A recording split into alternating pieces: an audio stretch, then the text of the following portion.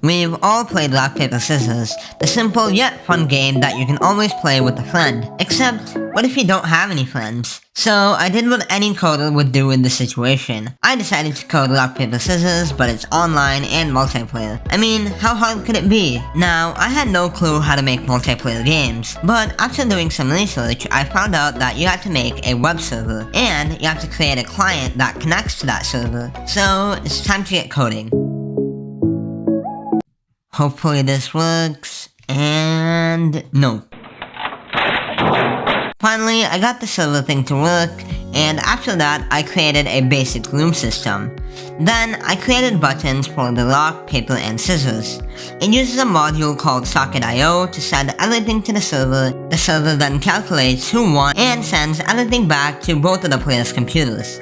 I thought this would be hard, but it was actually really simple due to the way Socket.io works. For the final finishing touches, I added a timer, a game over screen, with a play again system. And here's the final gameplay. This game was really fun to make, and I learned a lot about how multiplayer works. Play the game for yourself, the link is in the description, and see ya!